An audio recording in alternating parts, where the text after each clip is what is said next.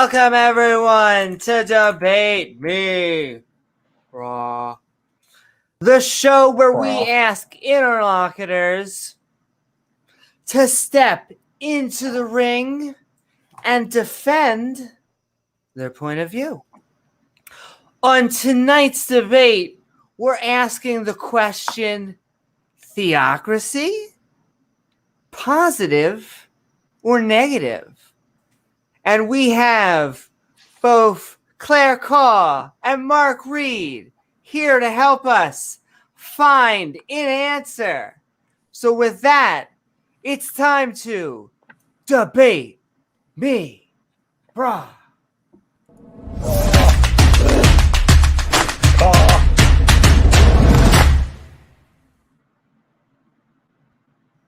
Woohoo! Hello there, misfits on the intertubes. If you're feeling fancy, don't forget to like, follow, or subscribe. And set that bell icon to all so you can see our premieres and join our live streams. Hi, interwebs. Hey, guys. This debate is also sponsored by our Patreons, our awesome Patreons, including Khaw, Champ, and Oz from the Atheist Round Table. Tangang Yo. Thank you, Oz. Woo-hoo. But also Ian Davenport. Thanks, Ian. And also, as we fight the YouTube censors, a grumpy. Thank you so much, Grumpy. Grumpy. Sending love, Grumpy. And 3 princesses in 1. Sending love to Diana Smith. Diana. Thank you, Diana, and across the pond. Now he's back. It's kind of like an Avengers movie. Pat. Woohoo, sending love, Pat. Welcome back. And also Dale Pastel. Good night, Dale. Yes, have a great night. And Dave Gar. Sending love, Dave Gar. And also the lead hyena of the pack. Sending love to Scott Duke. And finally, last but not least, thank you, Rejo. Thank you. Woohoo! Thank you. In fact, if you'd like to help us make more fun content, you can at patreon.com/Amy Newman, which helps us make even more fun content. More fun. More debates. More I was going to say, more global homo. I'm Amy Newman, and this is my co-host, James W., and these 2 schmucks will be tonight's moderators. Our job is making sure these 2 wonderful debaters don't talk over each other. Though we don't mind if things get a little bit spicy. Little bit spicy. Speaking of spicy, tonight's spicy, Claire. Tonight's debate topic is theocracy, with Claire taking the positive and Mark taking the negative. We also have a Q&A section at the end of the debate. So, if you have questions for either debater or both, feel free to tag either James or I at James W. or Amy Newman in chat with your questions. And with that, I'm going to hand it off to our first interlocutor to introduce themselves and give their 10-minute opening statement. Claire, the floor is all yours. Thank you, Amy, for having me on your show. As you all know, I will be arguing for theocracy because I think that would be a way of stabilizing society and stopping incompetent and cowardly politicians for changing our laws for incompetent and corrupt reasons. I managed to get Stefan Molyneux, the libertarian and atheist, to agree with me that theocracy could actually give people more rights, because under a theocracy, the laws wouldn't change, because the presumption would be that God wouldn't make mistakes, and whatever laws he said we had to keep, that was it, and we can't change it. And that would give more stability than politicians changing the meanings of words, such as marriage and all kinds of other things, to suit their own corrupt ends. So that, I think, would be a good reason for theocracy if we want to have some kind of stability where we don't find laws changing. For example, the rules on lockdown, they seem to change every few hours, every week, every fortnight. We don't know what's allowed and what isn't anymore in the world. And I think a lot of people suffer from mental health issues because we don't know what the rules are anymore. There's a lot of doubt about whether lockdown is necessary, and and isn't a huge conspiracy from big pharma. And because we don't trust our politicians, we tend to believe, or quite a lot of us believe, these stories. And it is because of a lack of trust, and a lack of trust is because the laws keep changing. I know that the Aztecs were the most infamous example of a theocracy, but I think theocracy should be divided, because there are as many different theocracies as there are different gods, and the Aztecs were, I believe, illiterate, or they found no example of Aztec writing. So who was in control was the priesthood, and these were the terrible people who practiced human sacrifice, because apparently the sun would rise the next day if they didn't practice human sacrifice. And they did it so badly that when the Spanish finally invaded, they got rid of them and took all their gold. But that would be an ecclesiocracy, which is controlled by a group of people who are a law unto themselves, because they had no written scripture.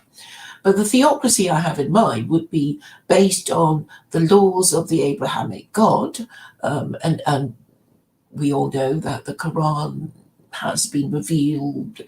Well, it was revealed in the 7th century. Its wording is no longer in dispute by anyone. So it could be certainly argued that objective morality is in Scripture. Whether we approve of the scripture or not, we know that the laws of God are contained in that particular scripture, i.e. the Quran, and from that we can derive our rights, because we already know the wording and it hasn't changed, and therefore any rights that we find will be derived from that rule book that cannot be changed, and this will give us the stability that we need to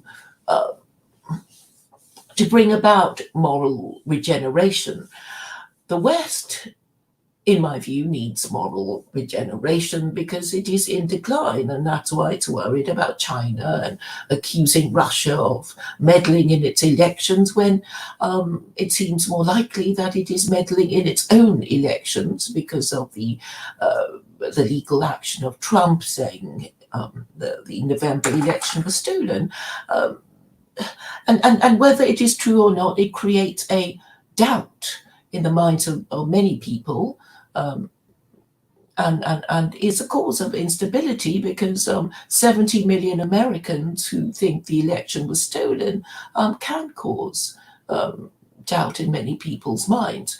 So the problem, I think, is that people who do not accept the hypothetical supreme authority are actually not using a methodology that could help them solve their problem sooner rather than later. So if we assume that there is a supreme, hypothetical supreme authority, we will have a worldview that is, predicated on the existence of the Abrahamic God. But even if we don't believe it, it's still a system that allows us to solve problems, because if we accept the 7 Noahide laws, which actually I think are fair enough. So the 7 Noahide laws are laws forbidding murder, laws forbidding theft, laws forbidding sexual immorality, the prohibition against eating an animal while it's still alive, and the positive commandment to establish a court and legal system. The first 5, in my view, would be uncontroversial even for atheists. The last 2, which is the prohibition against idolatry and blasphemy, would be controversial for people who are atheists and agnostics and libertarians. But I think I can make a case for that.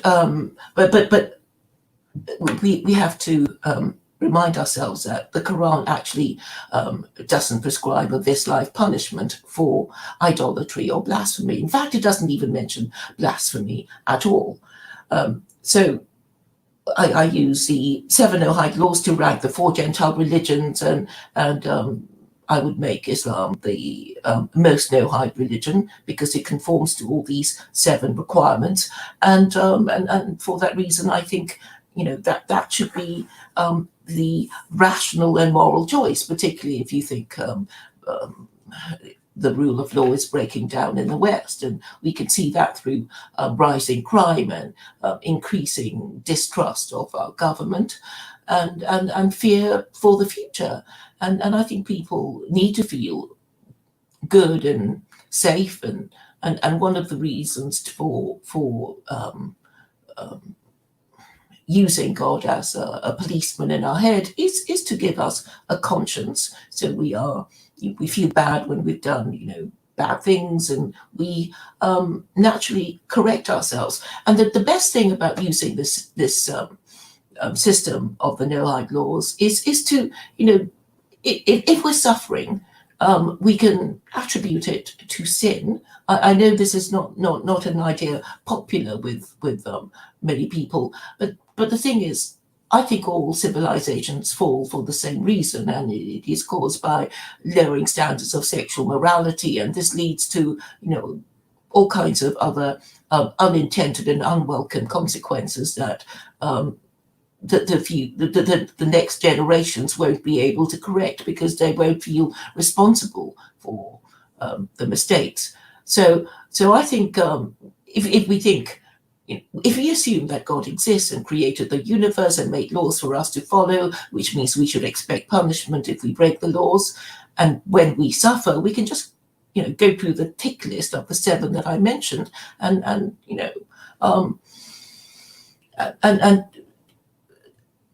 try and discover which one it is that we've broken most, and stop doing it, and maybe things will get better.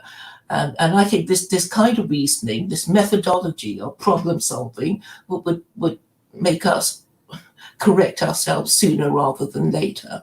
And that's all I have to say on the matter. Thank you very much.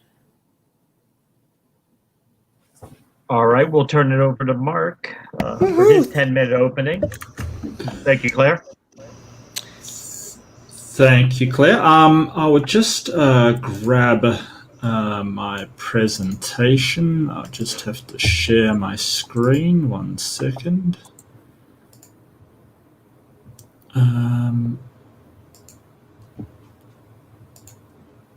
We may have to approve it. But... Okay. So I want to... Here we go. Okay, fantastic. Thank you so much, Amy, James, and Claire, and thank you all for joining me. It's wonderful to be here, and I've really looked forward to this particular debate. It was a bit all over the place, I do admit, and I didn't know whether maybe Claire was going for theocracy or not, but I'm glad that we're on it because that's what I actually prepared. Basically, we want to look at theocracy as a system of government. And first thing, of course, is what is theocracy? So I've got a few definitions here, and I do acknowledge that definitions are not always hard and fast. They can be a matter of usage, but these are the three ones that I think would represent it. So they've got a system of government where priests rule in the name of a god or a gods. I think the best one is actually the Britannica one, a theocracy, government by divine guidance, or where officials are regarded as divinely guided. So this is important for a theocracy because basically, unless the people actually believe that the theocracy is divinely guided, it doesn't work. So the only way it can work, if it does work at all, is if people actually believe that the people in charge, i.e. the priests or the clergy, are actually receiving divine guidance from a god or gods. Now, let's have a look at some modern theocratic nations so we know what we're talking about here. Most of them are Middle Eastern nations, from Yemen to Sudan to Afghanistan. Now, Vatican City is the only theocracy which I've sort of made an exception to. And the reason why is that it only has 800 people or so in Vatican City, and they're all either a member of the clergy or support services for the clergy. So there is no other populations in Vatican City, and it is very small. So the Vatican is a bit of an anomaly. But for the most part, the rest are Islamic theocratic nations, which is what we're talking about here. Now, the political structure that you'll see, this is Iran, which does have a pretty average theocratic structure. Now, as you notice, it does have voters, but anybody the voters vote for has to be selected by the Guardian Council, which is selected by the Supreme Leader. So the Supreme Leader is really where all representatives come from. And what you'll notice in this structure is that things like the military, the mosque, so all the churches, the justice system, and indeed the media is under the direct control of the Supreme Leader, the highest clergy official in that country. And this isn't a coincidence. This is very deliberate. Basically, he has nearly all the power in the country. There is no separation of power, and I'll touch on that later. And also that the media is 100%, there is no fourth estate. The fourth estate is part of the actual executive of the country. Now, let's compare this with a republic. And this republic, most of you will probably know pretty well, this is the United States of America. So as we can see, there is a clear delineation between the powers. You've got the legislative with the Congress and the House of Representatives and the Senate. You've got the executive and the president, and then the the judiciary with the Supreme Court and the state courts. There's a clear delineation of power between them. If you compare this to the previous slide, there is no delineation of power. The Supreme Leader has direct control over the judicial, direct control. He also chooses who serves as part of the legislature, because don't forget, the voters can only vote for those people that the Guardian Council, which is chosen by the Supreme Leader, puts up. So you can't vote for anybody else. So what we have is a imbalance of power, and there's problems with this. And let's see those problems and sort of the political stability of theocratic nations. Now, this comes from the World Bank 2019 index of 194 nations. So the theocracies, Yemen at negative 2.77, it's 194th in the world for political stability. Afghanistan, 192nd in the world for political stability. Saudi Arabia is the absolute best at 133rd out of 194 nations for political stability. So theocracy does not get you any more political stability at all. Corruption control. Again, you probably noticed the pattern here. Bottom of the list, Yemen, Afghanistan, Iran, Sudan, Mauritania, and Saudi Arabia is a bit of an anomaly, but you know, that's one country out of 7 that have even above half, way up that list of nations. Civil liberty, and I think you'll know where this one will go.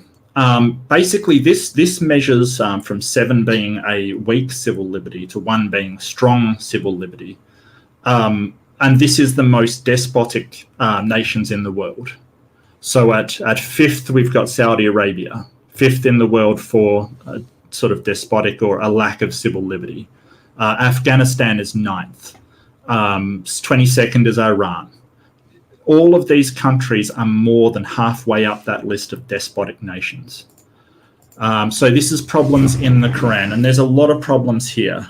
The problem with divine guidance as a mandate for power. Number 1, divine will of a God is not known directly. Nobody knows what God actually thinks. They all have to defer to a religious text. And the central religious text can be interpreted differently by different religious leaders. In fact, you notice this a lot where in Saudi Arabia, certain clergies or imam have made fatwas that contradict others. There is no way to know which one has the correct divine guidance and which one does not. There is no limitations on divine power, and therefore no limitations on what laws can be implemented. As long as it is divinely guided, then you can implement literally anything. The divine commands are seen as unchallengeable. So if you want to, if for some reason you believe that this divine guidance is not divine, you would be seen as somebody who is trying to challenge the will of God. And that's not allowed in these very religious nations. And it is impossible to hold these religious leaders to account as they are seen as infallible. They cannot make mistakes. So it is not possible to say, hey, you made a mistake, because they, according to their doctrine, they are incapable of making a mistake. So let's look at the Quran. Surah 24:2, it prescribes 100 lashes for zina, unmarried sex. 100 lashes. Under the UN, that's completely outlawed. Corporal punishment is not something that you should do. Surah 9:5 commands to slay idolaters where you find them. If they do repent and pay a tax, they are to be freed. Now, I don't know what other way you can sort of point to a theocracy really by force and threat of death to convert people to their religion. In 4:34, it states that men are the managers of women, and if a wife does not listen to advise them, if they won't listen to your advice, keep away from them in the bed, and if that doesn't work, you are to beat them. Yes, that's correct. That's what that says. So I'm not sure what Claire wants to advocate for in this particular theocracy. I'm going to enjoy talking to her and finding out exactly where she thinks this fits in with a sort of modern system of government. But as a constitutional document, the Quran is absolutely lacking. So it has nothing that separates the government from a church, so that the church can implement only believers or only their people into the state and exclude all others, providing underrepresentation for the general populace. It has no separation of powers, as I mentioned earlier. This is incredibly dangerous because if you do not have separation of powers, and the genius thing about the United States Constitution is that all 3 of its powers, the executive, the legislature, and the judiciary, all provide checks and balances on one another's power. That is why the Western nations and the ones that have these sort of modern constitutional documents behind them have less corruption. It's because there are checks on what any individual or group of individuals can do within the country. There is no freedom of press. As you saw with the previous one, Iran, which is very emblematic of the modern theocratical state, the press is almost always at the beck and call of the clergy. There is no oversight from the press, and therefore it is irrelevant. It is only a propaganda tool of the religion of the day, and that is all it is. There's no right to assembly in the Quran. There's no right to a jury of your peers. Now, that does say there's a right to a trial, but you get a judge from guess where? Oh, the clergy. Isn't that funny? And 30 you're seconds. Thank you. And you're Yeah. unable to amend anything contained within. So if something is not working in the current one, you can't amend it. Now, there's no codification of the laws in the Quran. You cannot, it is not a legal document set up to provide transparency. It is a religious document. There's no understanding of precedent. Only 9% of the Quran deals with legal matters, and it's hard to distinguish personal and moral obligations. So basically, some of it says you should do it, some of it says you have to do it. People disagree on what is what. And female testimony only counts as half as much evidence as male testimony. Two women as witnesses equals one man. So thank you very much for listening. That's my overview, and I do apologise. I did time that earlier, but I must have taken a bit longer. So thank you very much for listening, and back to you, James and Amy. Woo-hoo. Thank you Mark. so very much, Mark, for your opening statement. And with that, the flagpoles are set down. Dun, dun, dun. Amy's got the polls. And I'm going to hand it over to Claire for her 5-minute rebuttal. Claire, the floor is all yours. Thank you. Now, I will deal point by point with what Mark has said about chapter 24, verse 2 of the Quran about punishing unmarried parents as sex offenders. You either think it's a good idea to allow unmarried parents to be unmarried parents, or you think they are could be the agents of chaos and criminality, since most convicted criminals are in fact from fatherless homes. So I would argue that the ends justify the means, because you need to discourage a practice that would in fact lower standards of education and behavior in the next generation and cause the decline and fall of your civilization. And as I think it could certainly be argued in the West, which has been desecrating marriage for the past 50 years.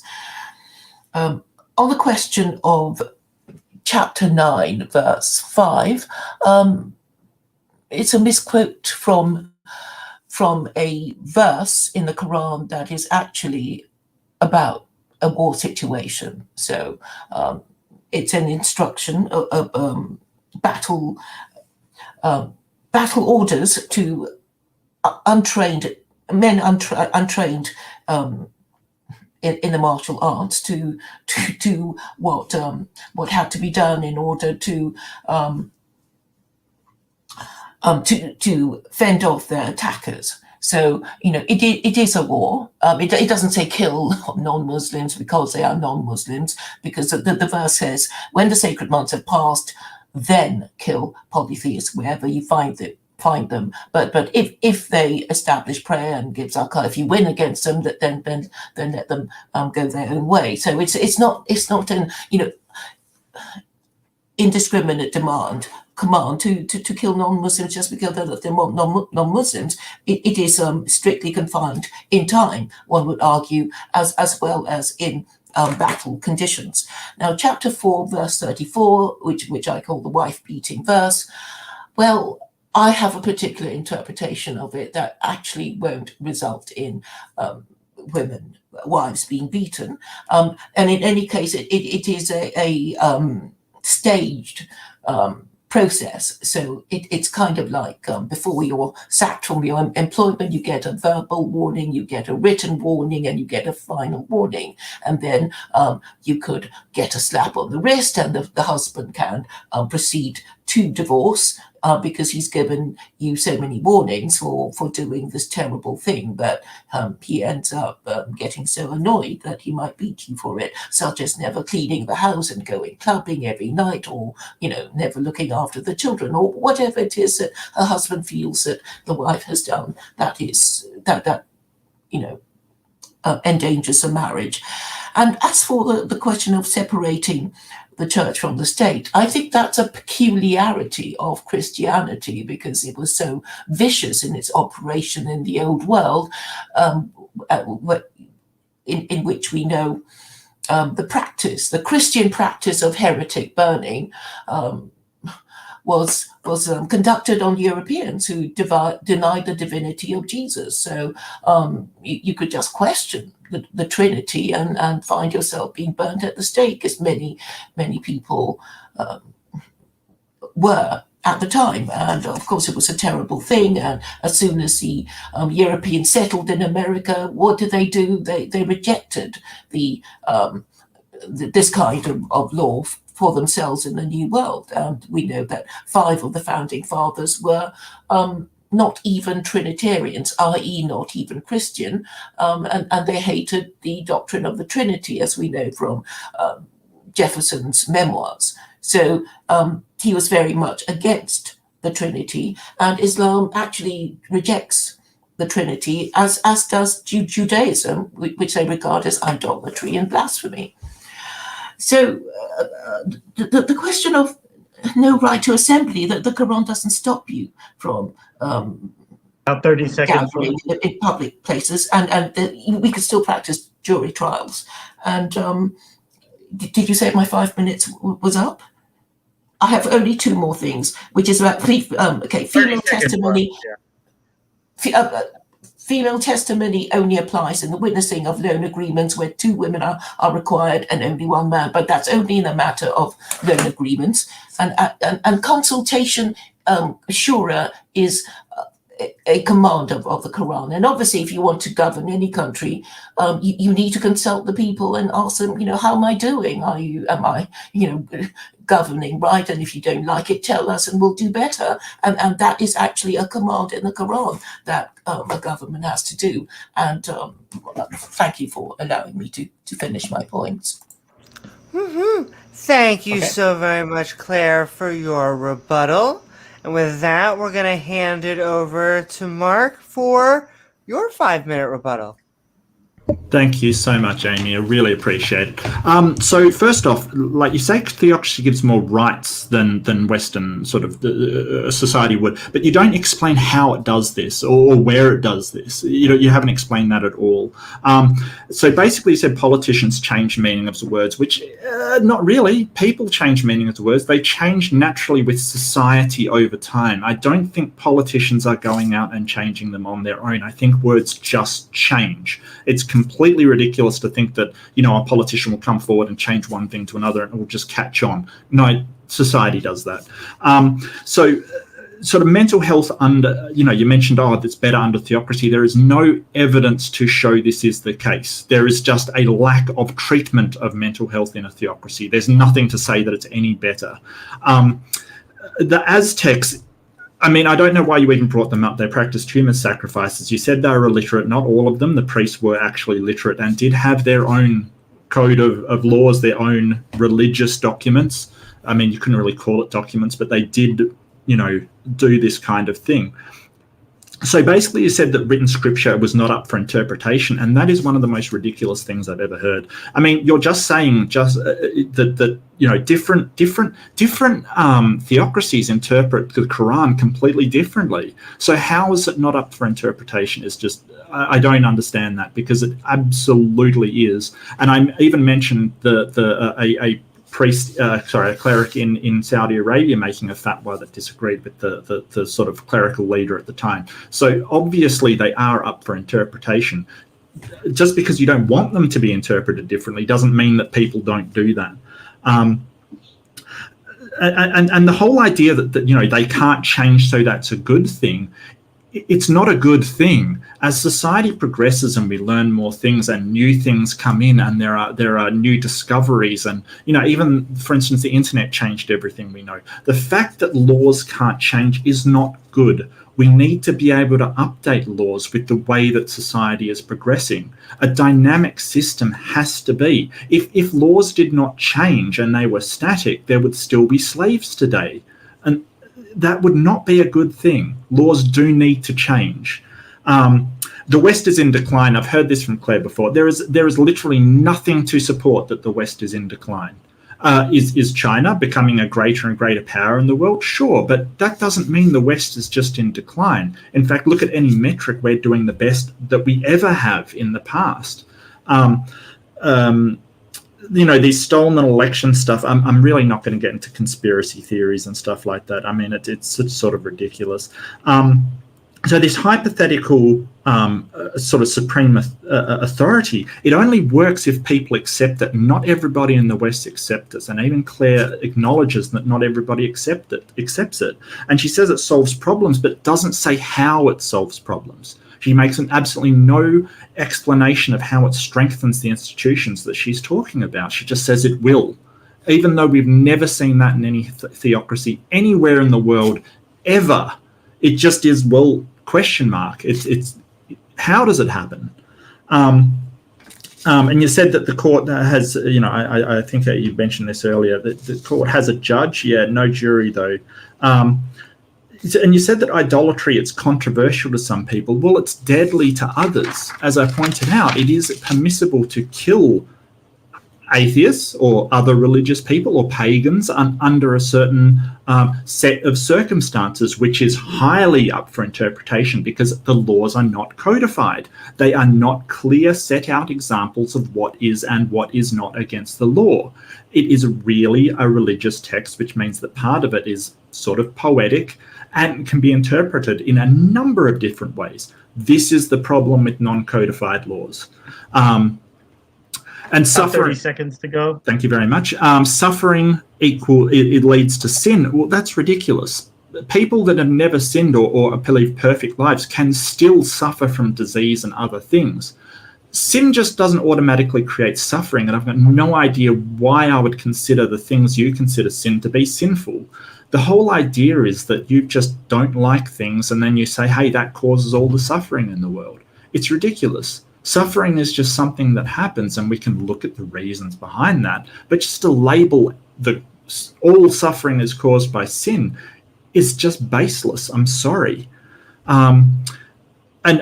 Your solution is to find which things have been broken most and then address them. And I've got a funny feeling that the things that have been broken most, or the laws that have been broken most, will be the things that you personally find the most objectionable.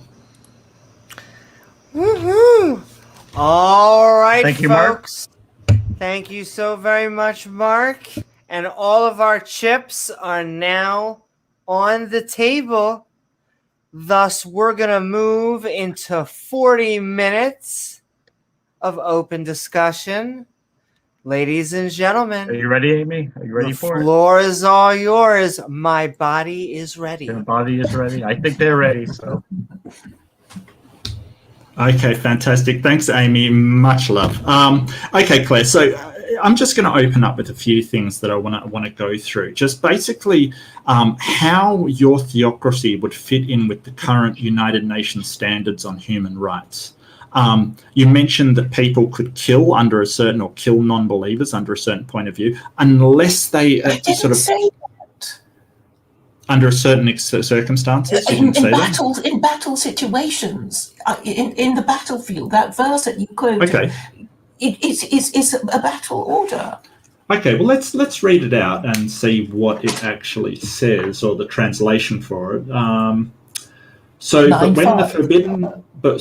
when the forbidden months are past, then fight and slay the pagans wherever you find them, and seize them, beleaguer them, and lie in wait for them in every stratagem of war. But if they repent and establish regular prayers and practice regular charity, then open the way for them. For Allah is oft forgiving, most merciful. Is that the verse? Yes, and before that would be verse 4, and you can tell that it's all about treaties and war and stuff like that. It's not like, let Muslims just go and kill these non-Muslims. Okay. Let's say that. Let's concede that point on that one. Okay, let's just concede that point. But the UN specifically prohibits, even during wartime, religious conversions of the people that you are fighting against. Okay, so how does that? There's a chapter, there's a verse, chapter 2, verse 256, which guarantees freedom of belief. And there's also a verse about how to treat your prisoners of war. And there's never anything about forced conversions, because chapter 2, verse 256 says, there is no compulsion in belief. Truth stands clear from error. So it allows you to believe whatever you want to believe. Does that say kill them, and if they convert, then forgive them? Does that sword verse say that or not say that? It says... Yes. Okay, I'm going to read. And when the sacred months have passed, then kill the polytheists where you find them, and capture them, and besiege them, and sit in wait for them at every place of ambush. But if they should repent, establish prayer, and give zakah, let them go on their way. Yeah, but those who don't know, the zakat is the religious tax that Muslims do pay to the church. Yeah, and it's a poor due. It's been translated as and practice regular charity, or the poor rate, or right. But basically, it says that if they don't convert to Islam, then you are killing them. But if they convert to Islam, to let them go, don't kill them. That's what it says.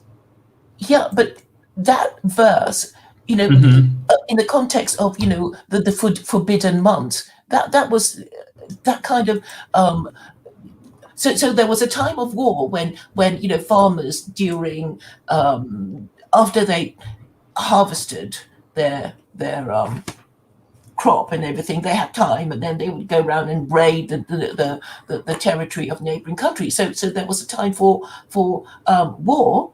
So and that was a practice of the time that they would. So, but how does that fit in with the current UN civil rights? Saying, don't do that. Which says don't that do this sort of thing anymore. Because that verse. Where does it say don't? Okay, I understand that it's historic and it's been in the past, but you're advocating for this book to be the foundation of our current legal system, and that's the that problem. verse would not apply. Why wouldn't it apply? Aren't you advocating for this book? Because we don't do this sort of thing about sacred months and raid other farmers' territory and that kind of thing. So here's the problem. I acknowledge that you may not believe that verse should apply. But would you agree that some people who read it and interpret it do think that verse should apply? Well, nobody has a right to interpret these things but the Islamic State government. But the Islamic State government interpret it in a way that I see it right now. That a lot of people have disagreements on what this verse means, correct? Yes, but it's not up to them. It's for the government. It's for Muhammad as military and political leader to interpret it. That verse was directed to him. Can we ask Muhammad? No, we can't. But I mean, no, if you we can't. To reason that analogy, it would have to be the leader of a group of people who is considered legitimately the government of those people, and no Muslim has any right to interpret that verse and then say, we're going to go and kill non-Muslims, or they'd be done for murder. But the people don't get to choose that leader. The leader comes out of the clergy who will believe what they believe, and theocracies have a general tendency to go to more fundamentalism because it is usually the most fundamental and conservative people that reach the higher echelons of that clergy. And that's the problem. You then have a leader that can interpret it. When you say, hey, it stops misinterpretations of the document from happening, it doesn't, because people still disagree over the interpretation. Yes, I agree with you that there's always a danger of say the US Constitution being ignored or misinterpreted or distorted. And the thing is, the sin is its own punishment. If you're going to ignore the rules, eventually you will suffer. And we know from what the Muslims are now that they declined because they ignored their own rules. Because of, you think of the Abbasid and Umayyad and Ottoman Empire. They declined because they did okay until they started breaking their own rules in perhaps the same way that the Americans are breaking their own rules. I don't But think at least so. they I can think sort of they- refer to the original rules and say, "Oh, we did this bad thing. We didn't. We distorted that rule because we didn't I want to don't follow think so. it." I think they stagnated because they sort of got trapped in these incredibly theocratic nations that weren't progressing, and they didn't advance. They didn't change with the times. They just were the same stagnant place where they were the entire time. And when you say, like, oh, you can distort the constitution, you can distort this, well, yeah, I guess that's true in a sense, but there's a big difference between a religious document where, the forbidden months can be interpreted in a number of different ways, and codified laws which have a very specific language to stop misinterpretation. And this is You would have to codify the Quran. Quran. I mean, if my idea of theocracy were adopted, you would have to, work Then out which. whose interpretation are you codifying? This is Well, the it would be same mine. problem. It would be mine. It would be yours. While consulting, legal minds and scholars. Yes, I mean, I wouldn't do it all on my own. So how does your system implement a structure of government that would prevent the executive from gaining too much power over the legislative and judicial bodies, and therefore corrupting those bodies with the interests of a single person or a group that represents a specified interest? The definition of a caliph, I mean, it's controversial even amongst Muslims, but Yeah, what it's I've argued, managed it's to interpreted get is differently. like a constitutional dictator. So it means that this leader has to govern according to the rules of the principles of the Quran. And if it is found that he isn't, or enough people under him notice that he isn't, they can get rid of him. So that How can they get by rid of him? overthrowing him in one way or another. So you're basically advocating for a absolute dictator, just one that's a constitutional dictator.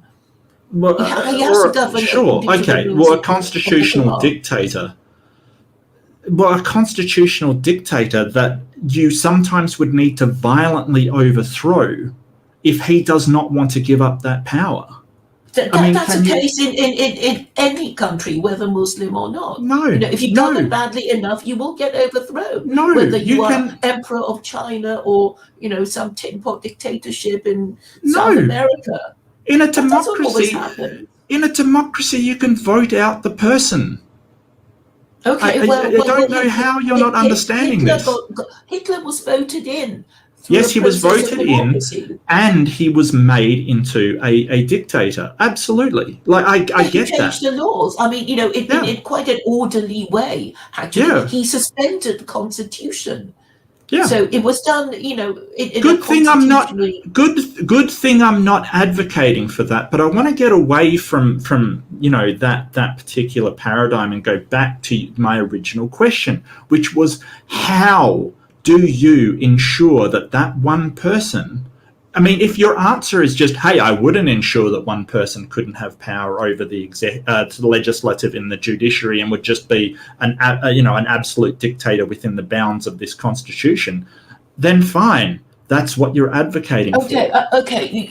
You put it this way: if China were Muslim, Xi Jinping would be considered the caliph, right? And if so, there is a way of getting rid of him because of the way the Chinese Communist Party is structured. So in the Politburo, I think it's a one with 7 or 9 members. That is where the next president of China is chosen, from amongst a small group. So if say that leader is not doing right, they'll find a way of getting rid of him. Yeah, and I think that China doesn't have enough separation, and you've got a very small interest group. In this case, not the clergy of a specific religion, but in this case, the kind of Chinese Communist Party that allows that leader to basically have absolute power on behalf. It's an oligarchy, Baron, but basically they have power on behalf the of West that. is an oligarchy, but China is No. Let me finish. No. Let me finish. They have that one party having the controlling interest over all three of the powers: the judiciary, the legislative, and the executive. It's a good thing I don't advocate for China and Chinese communism. Right? Because that's not what I'm advocating for. You're basically saying, hey, but China's a really bad system. Yeah, it is. It's terrible. I agree. But it doesn't address the question I have, which is how do you ensure that a theocracy doesn't have the same problem where the army, media, the legislative, the judiciary is all under the control of the executive, and you have not answered that. The price of liberty is eternal vigilance. This means that you must have the best people in the political establishment who can be trusted to care about the rules. And if you don't have these people already in place, then of course they're all going to be corrupt and use rules and abuse their powers and all that. And that's why we need really some idea of private conscience. So, we need to be able to feel guilty if we tell lies or go against the rules, even if we got away with it. And we need to develop a conscience. And because so many people now are not clear about what the rules are, they will have different ideas about what is right or wrong. And that, I think, is a problem. And if we can't agree, or if you don't even have shared values, then you haven't got a functioning moral system. And religion is a moral system. And so far in the West, there isn't one, because hardly anybody even believes in Christianity anymore. And that, I think, is a great problem. Okay, so you sort of dish-gulped a bit there away from what I was asking. I mean, the price of liberty is eternal vigilance is a good quote, but really what you want to do is have a good system that has checks and balances upon power to begin with. And this whole idea that private consciousness and people will just do the right... No, they don't. Like I showed in those slides, just let me finish, the most... corrupt nations are the theocracies throughout the world. The reason why is because there is no check on the clergy's power. And unfortunately, power corrupts and absolute power corrupts absolutely. Okay, that was Bell, I think, said that. Lord Acton. Was it Lord Acton? Oh, yeah, okay. Well, whoever said it, it is absolutely true. And people don't just go, oh, well, we're going to give this guy power and he will do the right thing because he's paying attention to some document. It just doesn't happen. I'm sorry, Claire, but this is real. It's time to tune into Reality FM. Have you heard of the Mandate of Heaven? I mean, talking about China, are you familiar with Mandate of Heaven? Yes, which was the emperors during the which dynasty was it? Yeah, I have heard of it. Yes. It actually preceded Confucius. So the idea was that every ruler was it was implied that every ruler started with the Mandate of Heaven, which would be withdrawn if they abused their power, if they misgoverned and oppressed their people. And you can see this through pestilence, through famine, through natural disasters and revolutions and invasions. So what a stupid political system, right? I mean, no. The whole purpose of the Mandate of Heaven is to warn the Emperor of China to watch it and not abuse his power, or these bad things will happen to him and his empire, and he'll be out on his ear. No, I get what you're saying, Claire, but the problem is that what a ruler may be doing. For instance, okay, take this example. The Chinese emperor, they may have been the best person to handle this famine, and a famine will come along no matter what. It's not a sign from God, and it's not a signature of some thing saying, hey, Emperor of China, you're doing a bad job. It's just this stuff happens, right? Famines happen. That emperor may have been the best person to address it or not. Well, who else if not the emperor? He's the one with ultimate responsibility for governing the country. Sure. And they were incredibly corrupt. The emperors of China were incredibly corrupt. corrupt. I mean, this was what Confucius was on about. He was saying, don't have all these annoying laws that people will just evade because they hate you. If you, Emperor of China, you behave properly, then the people will love you and just want to please you without you even asking. So behave well. And it would be really nice if people did that, but people don't do that. It's time to get with reality, that if you give power to individuals, let me finish, if you give power to individuals, you must always have a way to check that power if it gets out of control, and you do not have that. You have the rules are the thing that will help people check that power. So you can say, well, is our government this, that, or the other, and maybe the 7-tick list of the no-hike laws that I suggested, or is our government breaking the rules? And this is how you can tell. How is your theocracy going to check that power? If the clergy is all corrupt and they've elected a corrupt...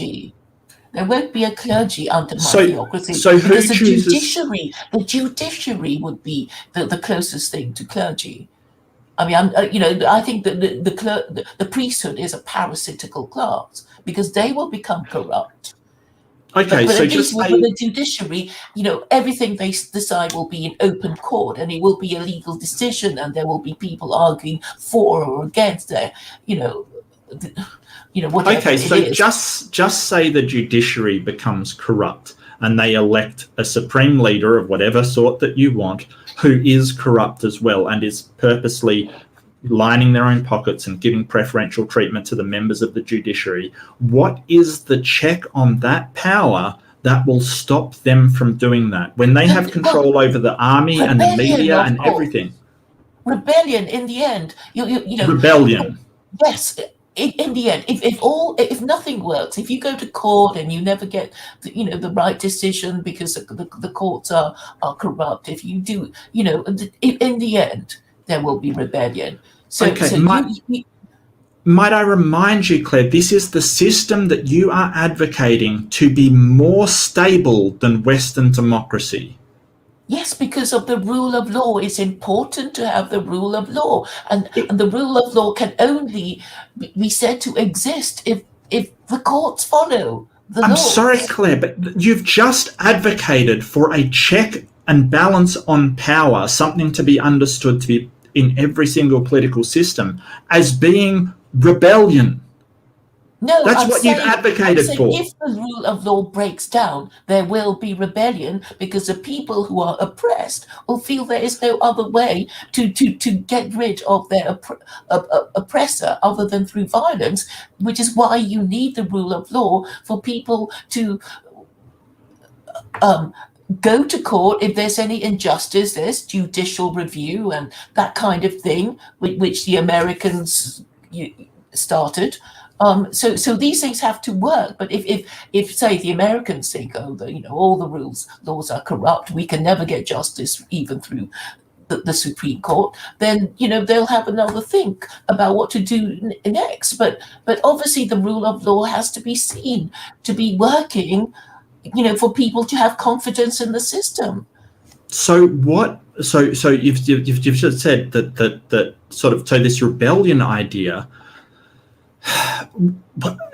This is absolutely crazy. So every system corrupts, right? Every system. Name a system that hasn't had potentially capable of being corrupted. Yes. What system hasn't? What system hasn't?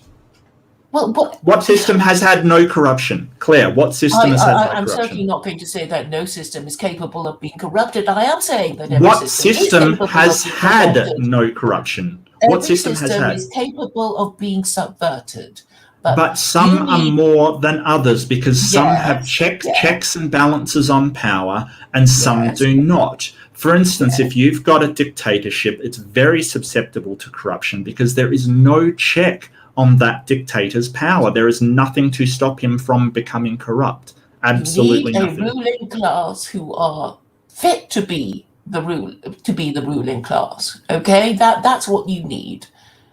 Because the ruling class will always be the elite, and they need to have well, better morals than the people that they rule over, that The they have problem- to care about the The people. problem is if they don't, your only solution is for a violent upheaval with presumably the help of the army under that ruling class, which you may not have, right? Because the army would be under the ruling class to rise up and ensure a bloody civil war that would somehow take down the people who happen to have all the guns. It's ridiculous. What you've described is a pathway to oppression. I'm stating what actually happens in the real world. Military dictatorships are caused when the original government is so bad that the military feel they have to take over because they're so fed up with the whole thing. That's what previously happened. Because if you watch the Hindu classes, it depends on it depends on the military army and the place, dictatorship. and sometimes they Happens are when- just seizing control. It's not always. I think that's a bit simplistic, Claire. It's No, not but if you always look the at case Hindu that the caste government system, has you done look at that. the Hindu caste system, right? The Hindu caste system, Right, okay. the warrior class is below the priesthood, right? It goes priesthood, a warrior class, merchants, laborers, and the untouchables. That is the Hindu caste system. The priesthood is supposed to be, well, the clever people, the kind of like druids who know about astronomy and whatever. And the military is the muscle. So if you piss off the muscle so much that they rebel and say, well, we're not going to put up with this anymore, and actually if we did, the people would support us because you've been so terrible as a priesthood or as a monarch, then that is what happens. That is how military dictatorships start. Yeah, but they know their place. If the monarch or the ruler is known to be morally superior. Situation actually exists in China. Okay, that's okay. The Hindu caste system, which I'm not advocating for that either. I'm not. But I'm just saying that's how it's But you do have places like North Korea where the leader is incredibly corrupt and also gives bribes to the head of the military, thus getting them on side. And the people are just suffering in oppression, and there is no rising up from there because the army is under control of the supreme leader, and that's the problem. It's not a case of, oh, well, my system won't have corruption. It's unrealistic. What you've got to have is checks and balances on those power structures so that a corrupt individual or a corrupt group cannot use them to oppress the people. And you allow the judiciary. The judiciary must be independent. Because why is the judiciary immune to corruption? Why is the judiciary suddenly immune to corruption? I don't say it's immune. I'm saying it's harder to corrupt a judiciary than a priesthood. Because a judiciary... Why? Because legal decisions have to be argued over. They have to be heard in open court. They're subject to appeal. So, it's harder for a judiciary to be corrupt. Not that I'm saying it will never be corrupt. But I'm saying that these rules are the checks and balances to keep people, to keep the ship of state on the straight and narrow, but only if there are competent and principled people who care when they notice that the rules are being broken. But if the people in charge don't care about these things, then you are pretty much fucked. But the problem is that you think that these people are trustworthy and not corrupt, and you only find out once they have the power. And if your only way to solve that problem is violent upheaval, well, I think your state would be a nightmare. I think you're misrepresenting me. I'm saying it's a fact of life that if you are so bad as a government that your people end up rebelling against you, then, well, obviously you have been a bad ruler. That's what I'm saying. And it's a terrible way to run a country, is sort of having your checks and balances. One of the ways you can remove someone from power as being, in your words, rebellion. That's a terrible way to run a country. So bad, if you let the rule of law break down so badly that the ordinary people think they're never going to get justice from the police or the courts. Yes, I agree. Your system is I agree your system is terrible because there is no way to remove that person. And that's what I've been asking over and over and over. And you haven't provided any way. What exactly are you asking me? I'm saying that if the system is so corrupt and the people think that the only way to get rid of you is through armed rebellion, this is then not you will just have armed the rebellion. case for a theocracy. It could be any kind of government. You can say that you have these sort of perfect set of rules, but if in practice you break them and flout them, then the people are not going to be happy and want you gone. In this theocracy, do the people have the right to vote out whoever is in charge and thus provide a remedy to unjust power? Yeah, I don't see why people can't have elections even in a one-party state. Then how are you talking about a theocracy? A theocracy doesn't forbid elections. In fact, the Quran actually provides for consultation, which arguably is what democracy is. But you know. But the whole point of it is that you are acting upon divine guidance. You are acting upon the divine will of God. So okay, the best thing to understand God is through his laws, okay? And I'm saying it's through the Quran. People may disagree, but that's the best way of understanding God, because it's like, this is what the Muslims believe, that the Quran is the word of God. So if you want to know God, read the Quran and see how you like it. It's not sort of, we have to follow divine will. It's already, the instructions are written and translated and accessible on the internet. So you're not advocating for any kind of theocracy that anybody would understand the term, because you're advocating for the one document to represent all of the constitution or the principles of the land or of the country, to be the Quran, but you're not adhering to any kind of clerical representation of that document, and you're not. Islam does not have a priesthood. They don't have a priesthood. And the closest thing you have to a priesthood would be the judiciary, who interpret the principles of the Quran. Well, that would just put the judiciary in that position of having power. Yes, instead of the executive. The classes. The government is, consists of the judiciary, the executive, the legislative.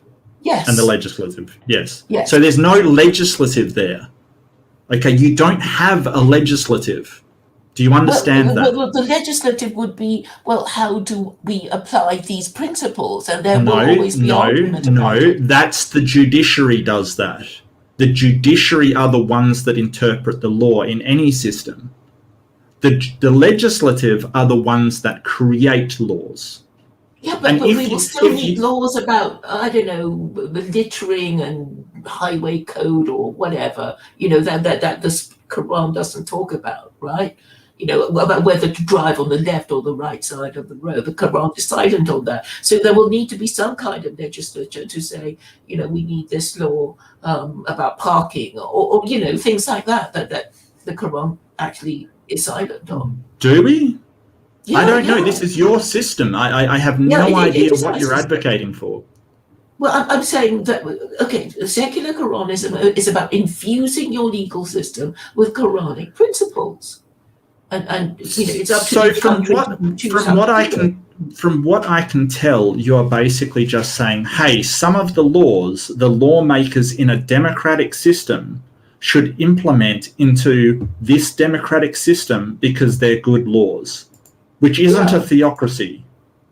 Well, you just assume that theocracy is bad and everything about the Quran is bad, but it's pretty bad. I'm just saying we need the concept of a hypothetical supreme authority. Just comes anyway, whether you believe in God or not.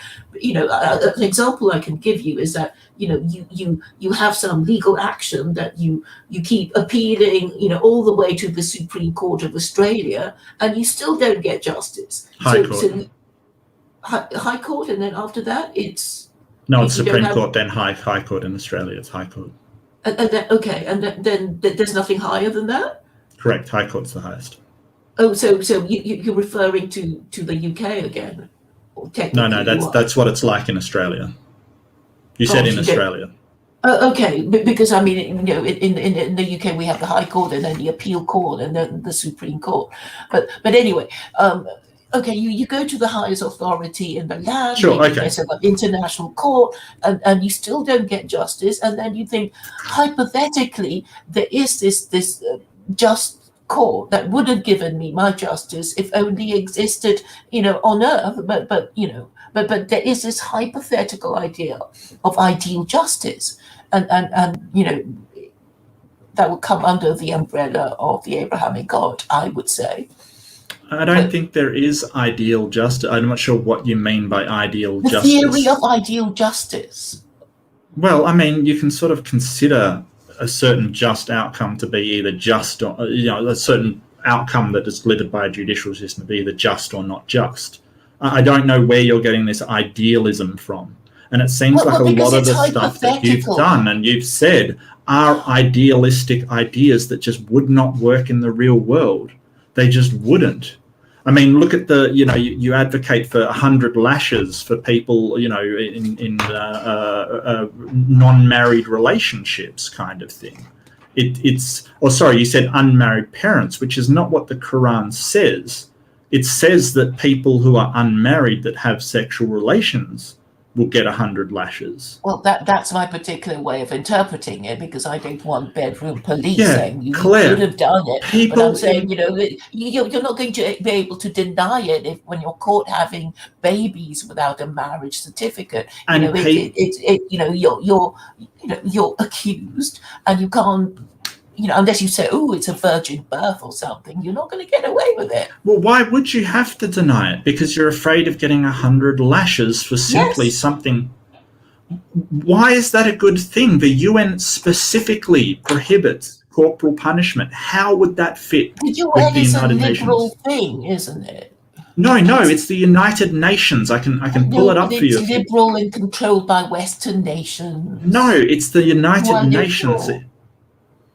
There's nothing liberal or conservative about preventing corporal punishment, because A, it's cruel and unjust, and B, it doesn't work. We know it doesn't work. How do you know it doesn't work? Because all the countries that have corporal punishment have some of the worst crime rates in the world, while the ones that focus on rehabilitation. Which countries have corporal punishment? Are you talking about Singapore? They have corporal punishment.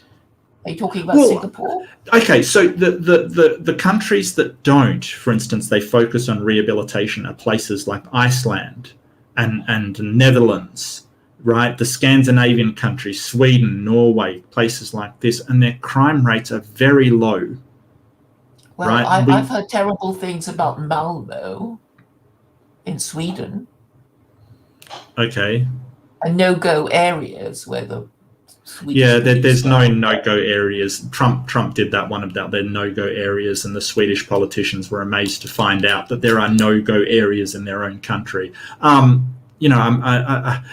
The point is that the United Nations specifically prohibits corporal punishment because it is cruel and unjust, and it's not a liberal sentiment. Not even conservatives and Republicans believe that we should see having people whipped because they dared to have a relationship with somebody. I'm sorry, Claire, but that is not something they would understand. And anyway, I think corporal punishment for other crimes would be cheaper than incarceration and would save the taxpayer money. But it's not effective. And it would also work as a punishment plus deterrence if it is made public. Yeah, and the Quran I don't. Doesn't forbid it. In fact, it and only things like the United Nations Declaration of Human Rights says it's bad. You're making the UN your hypothetical, your supreme authority, aren't you? Well, not really. I mean, that's all countries coming together and deciding on what is. I think it's all Western countries, to be fair. All what? Sorry. Liberal Western countries. No, the United Nations is all countries coming together. What are you talking about? I mean, it's dominated by Western countries who are liberal. Look, Other I'm countries, not, instinctively. look, I really am not interested in your conspiracy theories about what the United Nations is and is not. But at the end of the day, they do keep track of human rights and civil liberties for people. And that is important, whether you believe it or not. And Well, you know, the Quran would be, well, all the human rights you need are in the Quran. what, the 100 Including- lashes for people?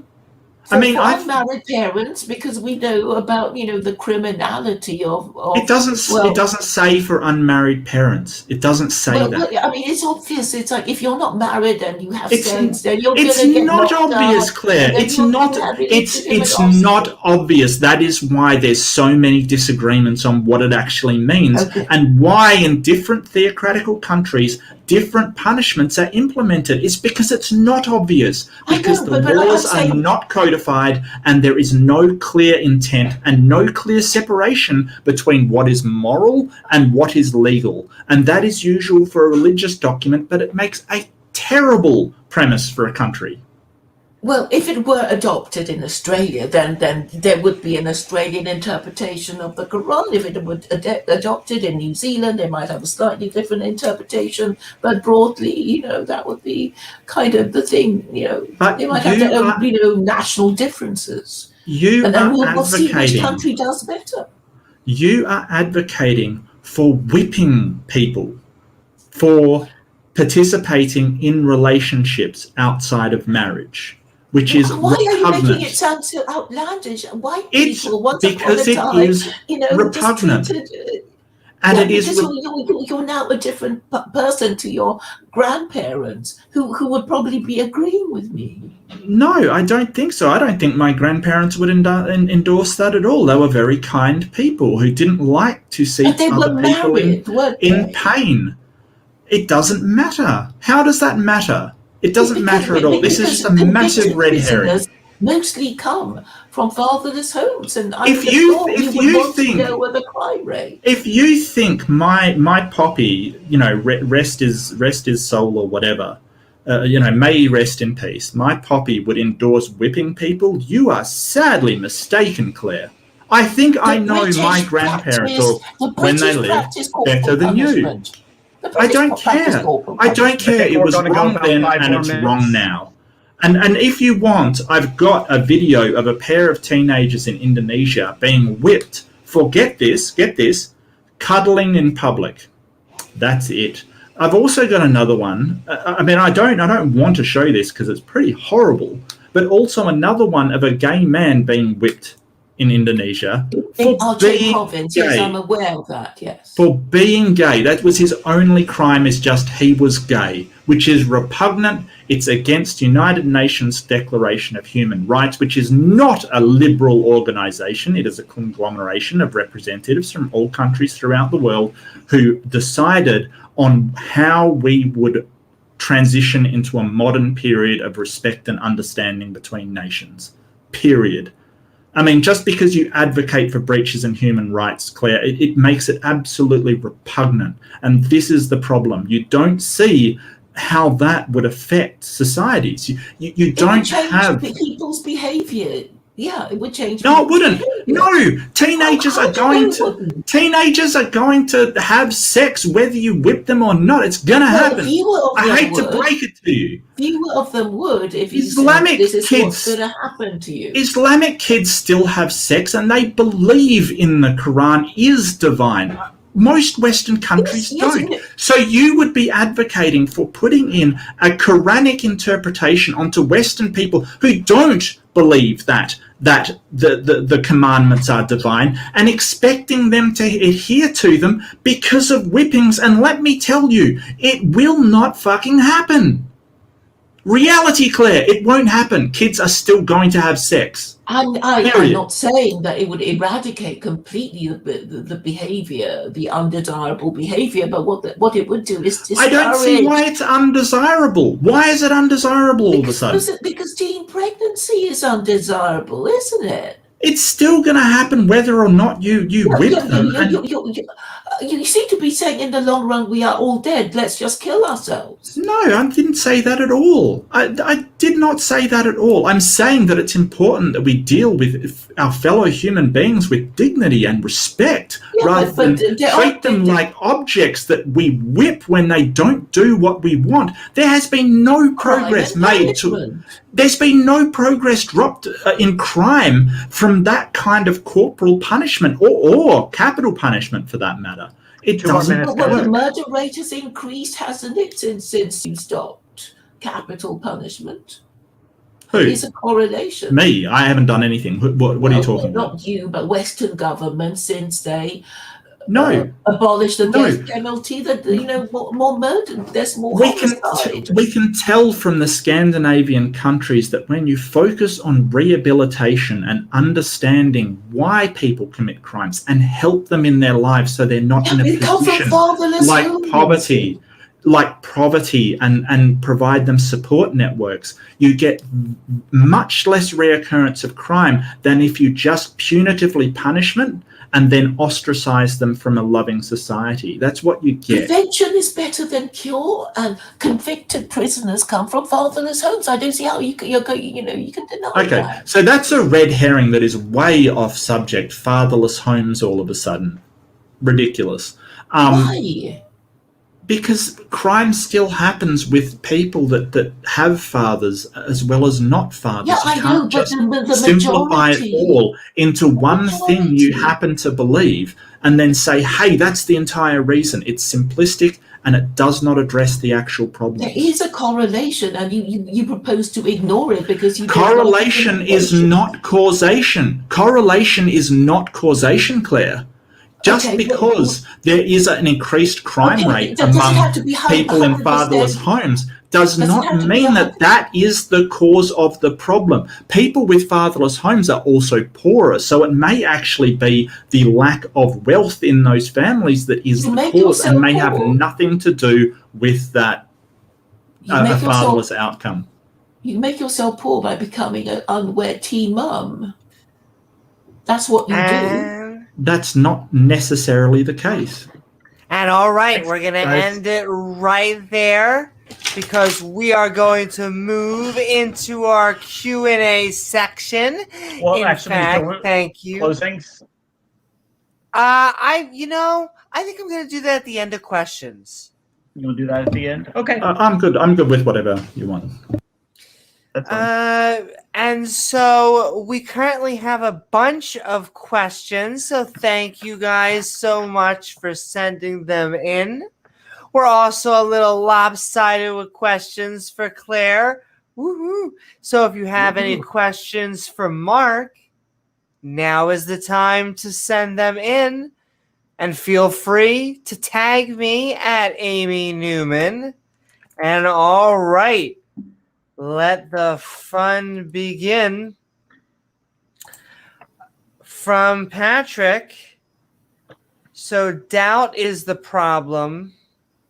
Isn't doubt the basis of reflection and introspection? Isn't the basis of philosophy and science? So a governmental system without both of those? Directed at Claire. I'm afraid I don't really understand the question. Seems like he's saying, so doubt is the problem? Is doubt? You mean people not knowing what the rules are? Yes, that's what I think is a problem, because the rules keep changing, so people are in doubt about what they should do for the best and how to plan for their lives. Yeah. Question from Pat as well. Why would we consent as a society to submission to an Abrahamic system? Why not a pagan system, perhaps a Buddhist one? This is the problem with religious systems. Mine is best, quote unquote. Thank you for that. I think if you're going to choose a religion, you're going to choose the most powerful God. That would make sense, right?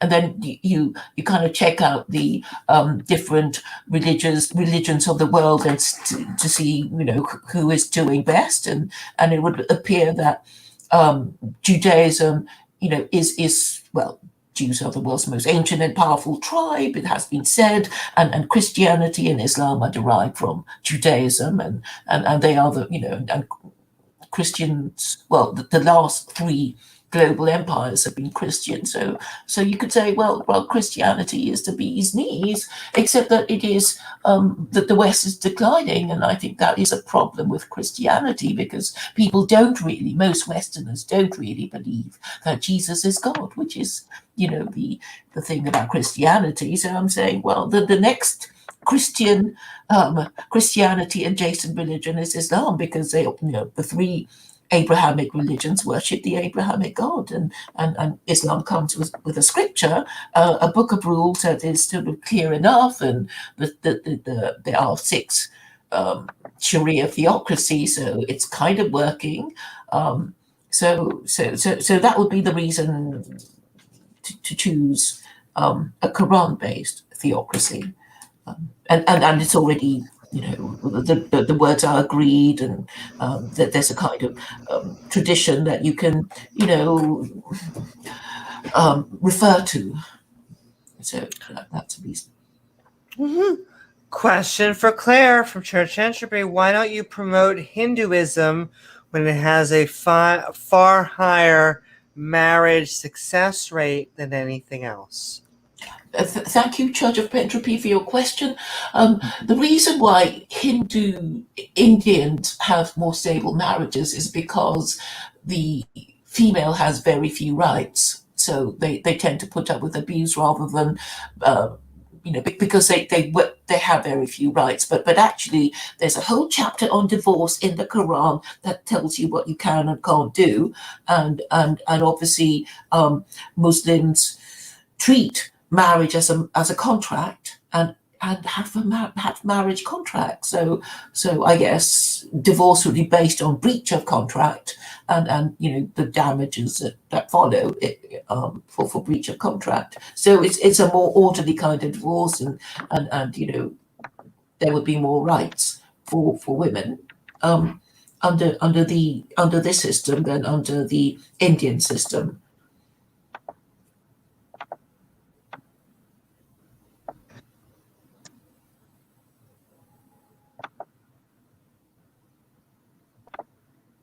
You on mute, Amy?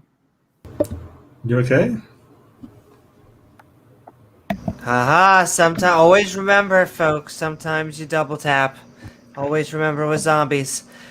Question from Church of Entropy for Mark. If reincarnation was proven beyond a shadow of a doubt, would you become religious, and what in awesome theocracy?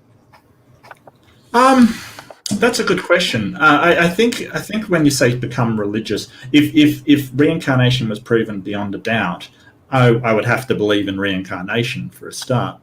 I think it would lead some credence to the idea that a God's behind it, but how then do you prove a God's behind it? I don't think that's necessarily the case, but it would be better evidence than what we currently have, and I'm anxiously looking forward to proving resurrection. Thank you. Mm-hmm. Question, comment from Leophilius. He's saying this shouldn't be an interpretation about verses of the Quran. What do you think, Claire? He's saying there shouldn't be what?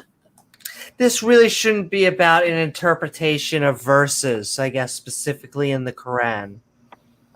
Oh, but what should it be about then? I don't really understand his question. I think it was more of a comment on the state of the debate than a real question. Yes. Oh, but okay. I'm tagged, so the Church of Entropy, should moral activists be held to high moral standards? Is having sex with married geriatric for 10 years because he is famous moral? I don't. Is that a question or a comment? Should moral activists be held to high moral standards? It does have a question mark. Oh, right. Well, not. I would say that we can't be morally perfect, or we would be God. So the option of, it's like murderers sort of know that there should be a law against murder. Thieves know that there should be a law against stealing. So I think as long as we can, acknowledge that these rules need to be the law, I don't see what the problem, even if, because murderers cannot actually say, yeah, although I'm a murderer, I think that there should still be a law against murder, because, there would be, total chaos if people were allowed, if it were legal to murder people. So I don't see any problem with morally imperfect people hoping for a higher standard. Question from Pat, or more of a statement. The Islamic State doesn't interpret law for the subjugation of native peoples, ? Ask the Kurds and or the Yazdis. So I'll read that one more time. The Islamic State doesn't interpret law for the subjugation of native peoples, ? Yeah, I guess the government with its court system would interpret the law, and it may or may not give justice to minorities. But this would be true whether it's a theocracy or not. We're all fallible. We can't guarantee that every legal decision will be the right one, or that our courts aren't corrupt. But we can hope for the best with a better kind of moral system that makes people care about the truth and follow the rules. And what the rules are is important, because obviously the law ought to encourage the right kind of behavior and discourage the wrong kind of behavior. And we hope that we've chosen the right system.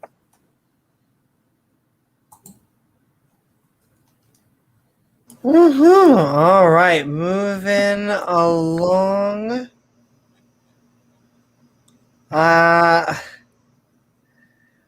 We'll go with one that I know the preacher has for both of you.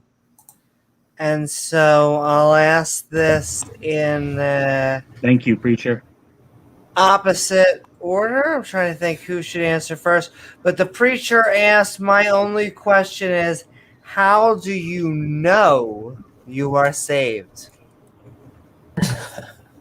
I don't know. But I'm agnostic, you see, so I don't know. I guess you're saved if you, after you are dead, there's you come before some celestial court, and the court says you're going to heaven, and then you're saved.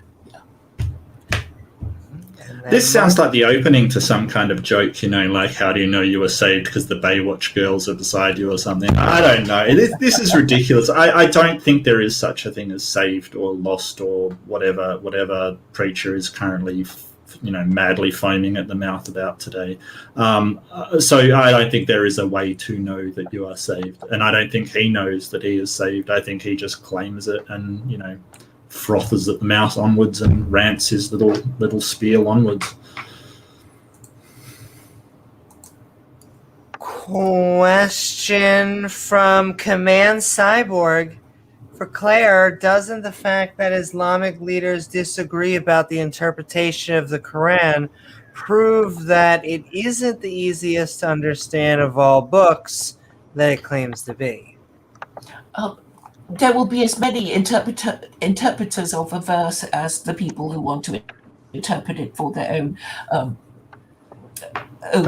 interests, which is why you have courts with lawyers trying to interpret the law according to their client's interest and hoping to win the argument.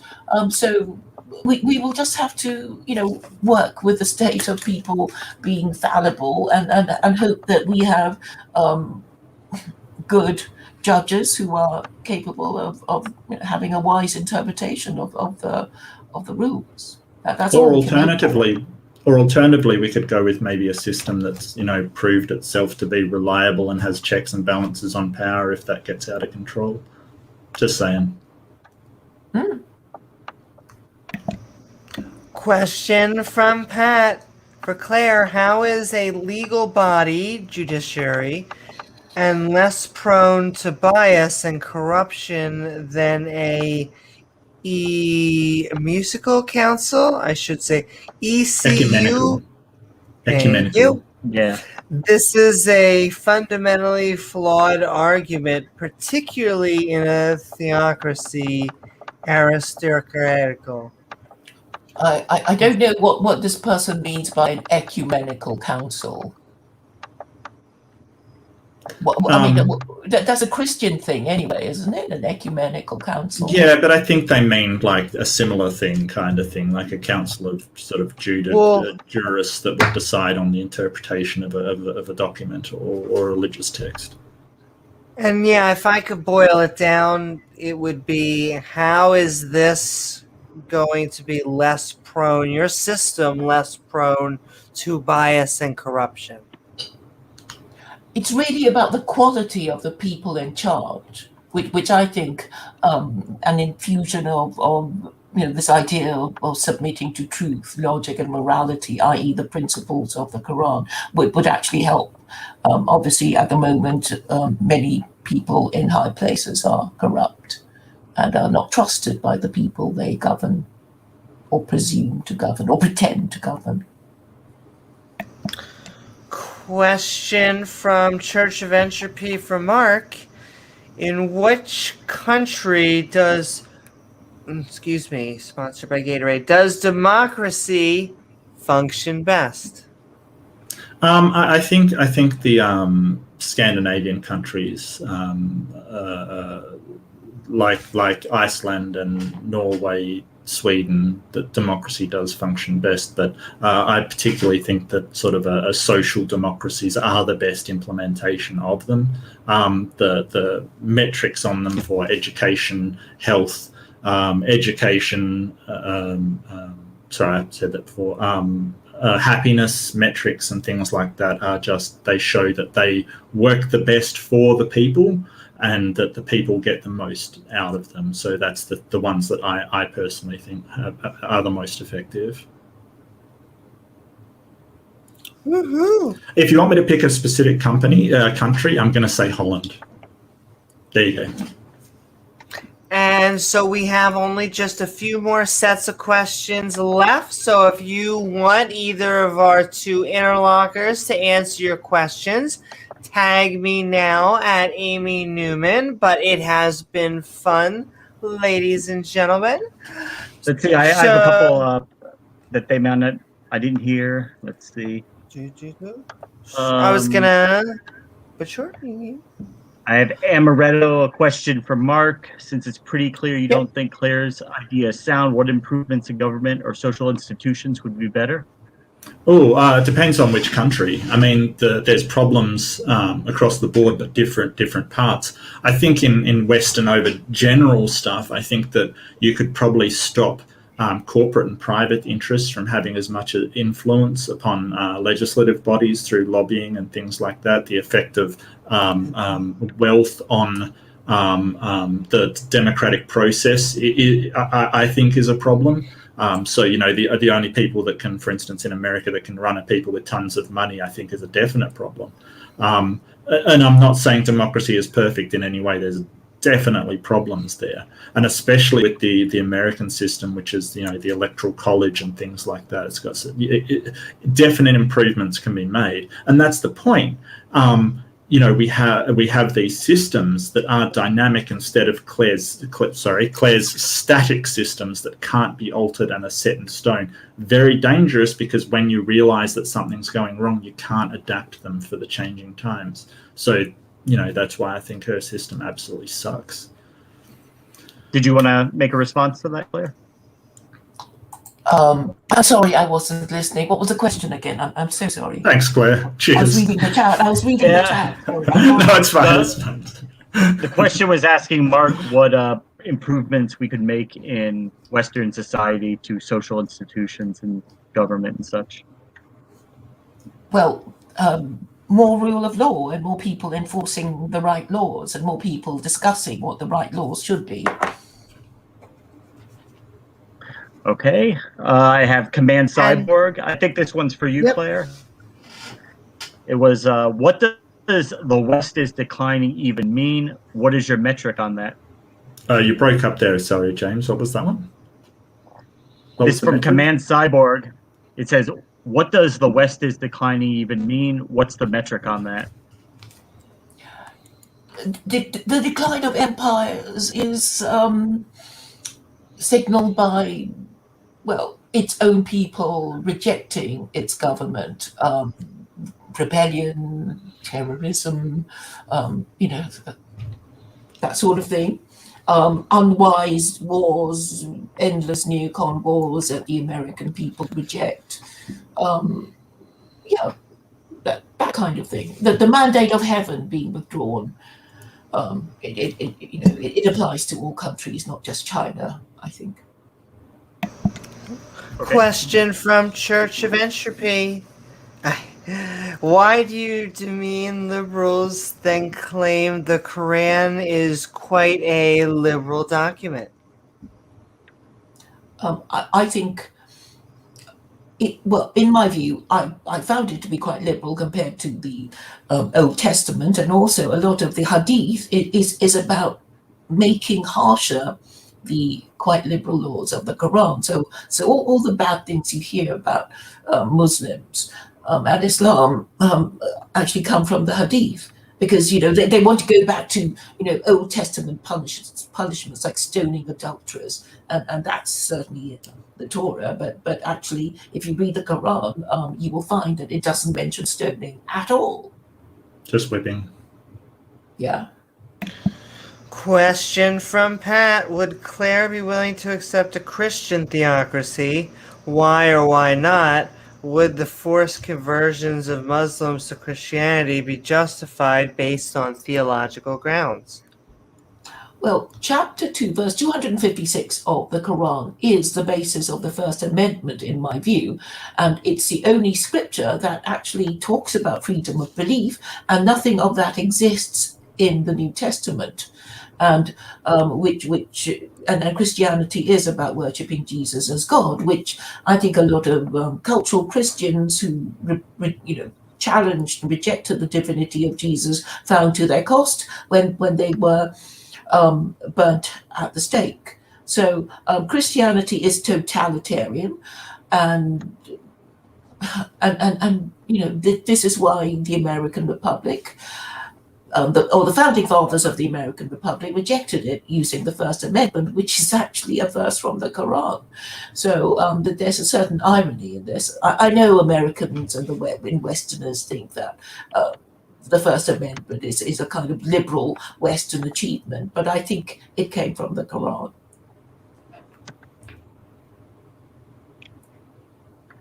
And moving right along, we have only, think about 4 or 5 questions left, and they're all, I think, for I've got a Claire. couple more. So, okay. And if you have any I don't know if you for caught it. Mark, now is the time to also send them. But Leophilius, do you think whipping people for having sex is going to prevent teen pregnancy over proper education and teaching responsible actions and use of protection? Yes, because I don't think even adults know whether it's a good idea to have sex with another adult because of all the repercussions later when their relationship goes wrong. So teenagers would be even more likely to make mistakes, and if you just tell them you're going to be treated as a sex offender if you become an unmarried parent, they'll know where not to go.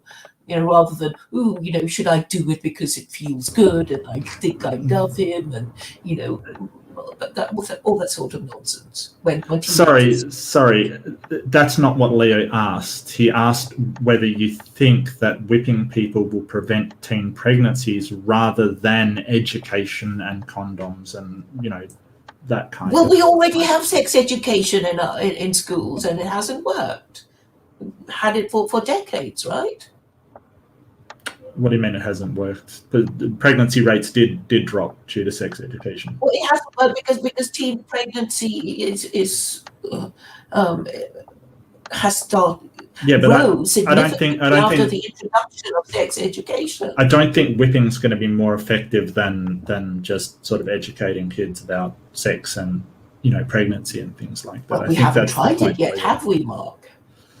I mean, that's a very clear black and white rule. It's like, if you do it and you get caught and you become pregnant and have the baby, you're going to be treated as an unmarried parent. And this means being treated as a sex offender. Don't do it, kid. Yeah, it's not really a good way to stop kids from having sex is the point that's being made. It doesn't really stop them from having sex and therefore getting pregnant as a consequence because they want to have sex. Yeah, but because they know nothing much will happen, they think. Well, No, because they're hormonal hornbags that fuck at every opportunity. Well, in that case, have single-sex schools. I don't know if you remember being like 18 or something. Of course, I do. Really? Okay. Yeah, Cool. yeah. Okay, I went to a single-sex school, and thank goodness I did, because I just think it'd be, really distracting having to worry about, relationships and boys. When you have a whole life to worry about that sort of thing, I think in your most vulnerable adolescent years, you should be protected from having to worry about having, silly relationships with other silly adolescents. Thank you, Dr. Claire. Question Dr. Flower. from Amaretto to Claire. So are you proposing a job training program for sadists then? No, what job training program for sadists? I guess I she means who would be inflicting these beatings that you're prescribing that would attract people who like to do that for fun. Well, they found some people in RJ province, and I know Mark was saying he would show us some videos of these people. I mean, I don't mind if Mark shows them, because I've seen them, and I don't think it's something unendurable. It's just a light caning, in my view. Do you want to show them, Mark? Well, we're in Q&A. I'd rather not, because I really would have to give a trigger warning, and they're not pleasant to watch at all. Okay. Question from Iron Charioteer. Do you think it's a good thing to get rid of things like rebellion and revolutions? And how will the divine help us, Divine? We can't get rid of rebellion and revolutions. I mean, I know that a lot of tyrannical governments, censor and oppress in the hope of preventing rebellions and revolutions. But if you make enough people angry, they will rebel. And obviously, any government would like a magic pill to prevent these things, but one is not available. I think he had Iron Charioteer had another question. I think it was in that same vein. It was, Claire, do you think it's good to live in a world where war and rebellion is inevitable? But we already live in a world that is in which such things are inevitable. We still haven't found a solution to forever prevent it. And the only way to make sure people don't rebel against you is to govern them properly, so that most people in your country are reasonably happy. I don't think it's such a tall order. So why try? Ridiculous. Any response on that, Mark? Or that yeah, so this idea that rebellions always happen, so let's just go with that. It's basically, well, why try? Why try and make a peaceful and understanding civilization if we've never succeeded before? The whole point is to make societies better, not perfect.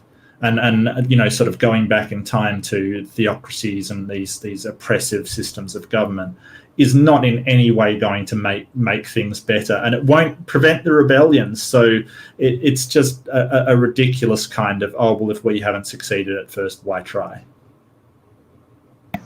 All right, we got 2 questions left, and then maybe anything clean up, and then we're going into our outros and closing statements. From Megatron, question for Claire: what makes her the expert on morality? Well, morality is a system of rules designed to keep the group in existence and apart from others. And I think the best example is Judaism, from which Christianity and Islam are derived. And so I think the answer would be with the Abrahamic God, because he is the hypothetical supreme authority who has taken the trouble to make laws for us to follow. And we might as well follow them because well, we haven't got anything better other than our corrupt and incompetent politicians changing the laws to suit their corrupt and incompetent purposes.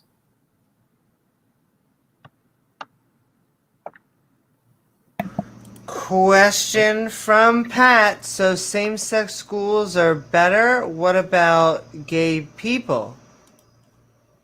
Well, I guess that would suit gay people to have to be in same-sex. Yeah, probably not best not to get Claire started on gay people.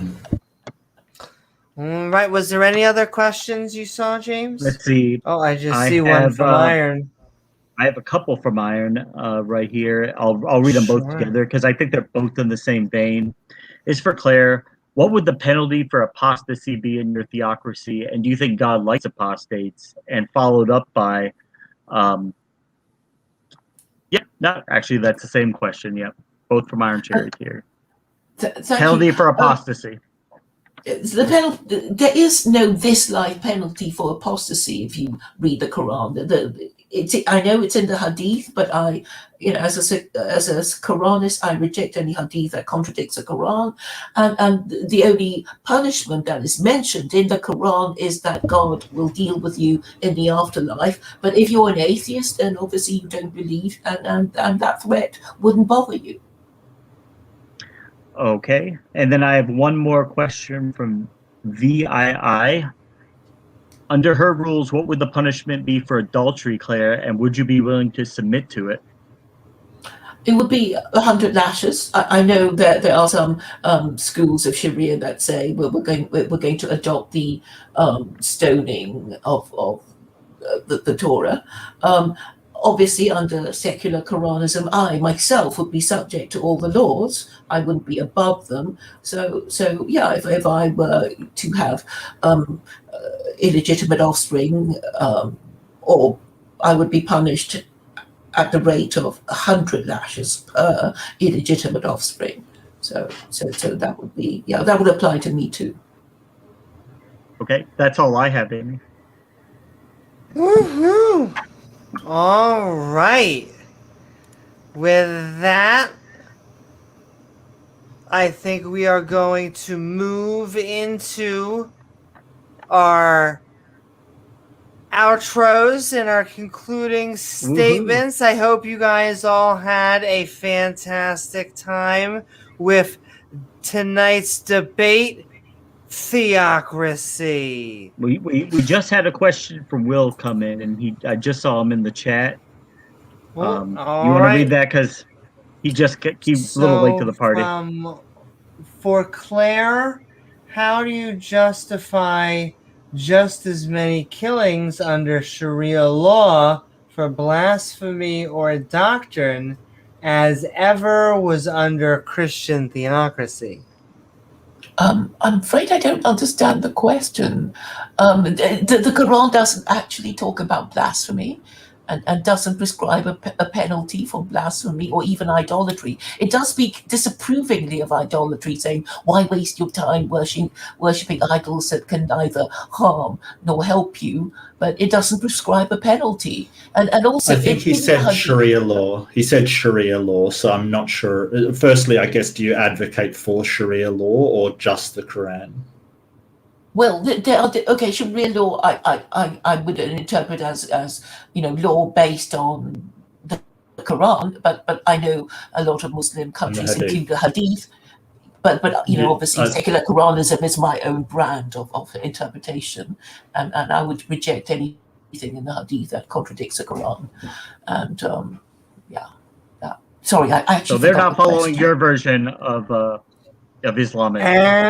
They hate it. They hate it. I mean, they don't even like the idea of me, because I'm non-Muslim. I'm interpreting. Yeah, so I guess the answer is that Claire doesn't actually believe in Sharia law. She believes in her own interpretation of the Quran. I guess will. And All right, thank you, alright, guys. We're going to that move it concludes outros. both of Yep. our Q&A section. I want to thank both of our interlocutors for coming to the debate tonight. And with that, we're going to hand it off to Claire for her 10-minute closing statement and tell us where people can find you. Great, thank you, Amy, for having me on. My channel is called Claire Khaw, so you can find me under that. And I also have a secondary channel called the Hardcore Prawn. I hope I've managed to make my points reasonably clear. I am a political activist, and I am also a moral and political philosopher, and I do promote the ideology of nationalism, which I define as government in the national interest, and I'm a civic nationalist, so please don't think I'm some kind of crazy racist ethno-nationalist. Obviously, I live in the West as a minority, so it would be silly of me to be anything other than a civic nationalist. But I think a lot of people in the West are not happy with the way they are being governed, and I'm just suggesting a way out. I know they will find Islam and the idea of a theocracy hateful, but I think once upon a time the West did subscribe to many of its principles. I know over time it has moved away from that, and maybe suffering the consequences of so doing. And theocracy is what I suggest to social conservatives who I know are Christian, but I think you are only able to say that your religion is operating if you find the principles of your religion reflected in your legislation. And it is clear now that our laws are based on intersectional feminism rather than any kind of conservatism that supports marriage and family values. And unfortunately, since really the next generation can only be produced by sexual reproduction, I think it would help if they are the ideas of good parenting are being practiced. And I think it's impossible if most parents are not married parents. And I think that this is a cause of lowering standards of education and lowering standards of behavior, leading to chaos and criminality. And this is why I propose this kind of theocracy, which I don't think I would want.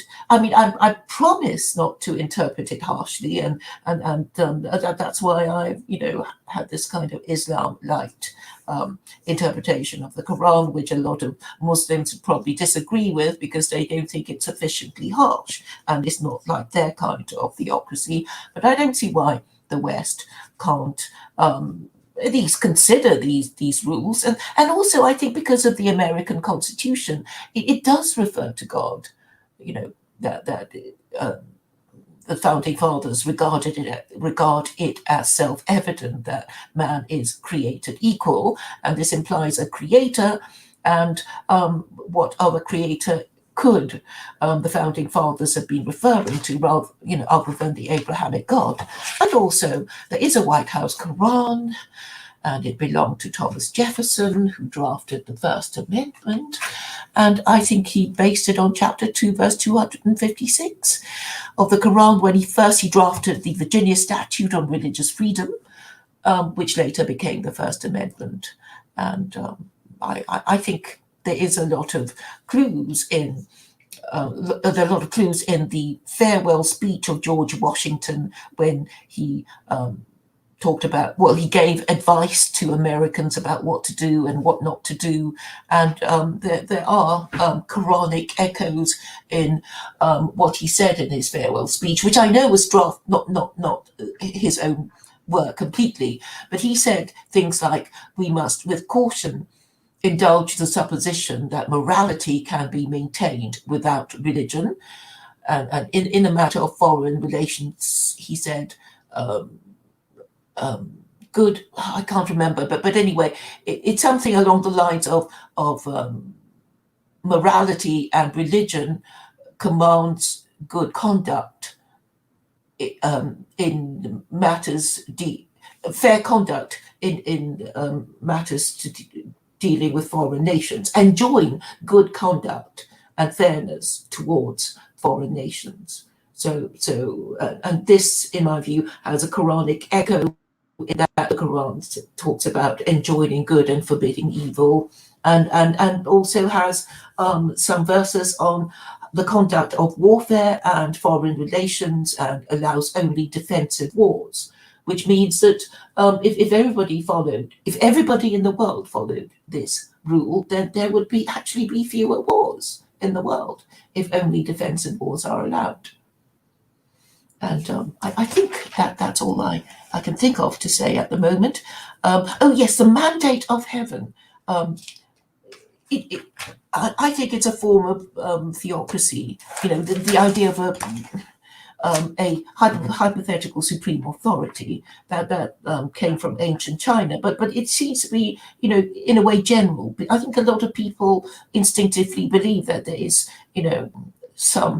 something that is providential and may be benign if they follow the rules of good behavior and good and have a conscience about their conduct. And I think that's necessary for us to be to behave better towards each other and to enjoy the fruits of good government. And that's all I can think of to say. Thank you very much. Thank you so very much, Claire. Make sure you got everything in there. So absolutely. And all right, with that, we're going to hand it over to Mark for his closing remarks and tell everybody where they can find you. Thank you so much, Amy. Yes, I'm sort of around. I'm sure Amy will list my link. I'm just starting on debates, so this is about my fourth. So thank you so much for indulging me, and to everybody. Now, what I want to go through on my closing up is just the dangerousness of this system, this theocratical system. We haven't heard in any way any way to separate powers or keep count on the executive, or in this case the judiciary, for some reason that would control this particular political structure. It's just basically we're hearing, well, it's a problem everywhere, so let's not try at all. And that's basically what's been iterated here. Some of the things proposed are just in stark violation of human rights according to the United Nations, that we sort of put together to move into a modern world. And nowhere has theocracy sort of made progress. You can point to the ways that democracy and the Enlightenment and sort of all of these ideas being put forward has progressed our world to the point where, we're sitting on the internet discussing these things, and we're looking for ways to implement better ethics and better morality into our systems. It's very, very strange to me that we talk about how we're going to make these systems better and how we're going to create a better system and a more stable system, and you're pointing to some of the most unstable systems that we've ever seen, saying, hey, we should use these. I mean, to keep pointing to a mandate of heaven because China was an absolute nightmare place to live in. I mean, I'm sure it was great for the emperor and all of his cronies, but for the average person, like, for instance, the people that died building the Great Wall, or, the peasants working in the fields, it was a terrible system, and eventually was overthrown by the Communist Party, who were sick of, the vast inequalities that were occurring. To point to that system and say, hey, that's a good thing to use the mandate of heaven is atrocious. It's absolutely atrocious. And some of these, talking about so some of these punishments and these whippings and these beatings and, all of the things permissible. And the strange thing is, here's the strangest part, is that Claire opened up saying that these passages are not subject to interpretation. And by the end of this debate, she's saying there are the same number of interpretations as people reading it. How can it get from there is no it can only be interpreted one way and that's a strength, to there is as many interpretations as there is people reading the thing? it's ridiculous. We all know and can all tell that people do interpret these things differently, which is why there is so many different forms in the world. And Claire's saying, hey, use mine. And that's okay. But what we see in these governments is a tendency towards fundamentalism. Okay, we might implement Islam light, but as time goes on and people want more power for themselves, the jurists or whatever governing body is in charge will start to allocate more power, and that power will allow them to get more power. But instead of having checks and balances on that, what does Claire advocate for? Rebellion, violent overthrow of governments, which is the worst way to provide a check on any government because it involves the death of so many people. I mean, I want to be nice to Claire, I do, but I must say for my summation, this is one of the most dangerous and irresponsible ideas that you could possibly air, hoping that people would get on side of it. It's not well thought out. It's not compassionate to our fellow humans. It is a downright horrible system that should not be implemented in anywhere. And the Human Rights Commission is absolutely warranted to condemn in all of its nastiness and degradation to human life.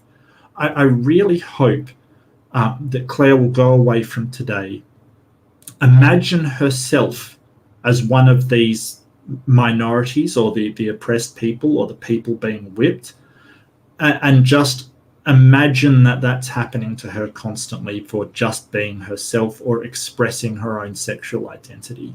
And I really hope that she goes away and has a really good think about how these people feel and why we can do so much better than these oppressive and regimented systems that tend towards fundamentalism and never ever provide any kind of meaningful progress in the world.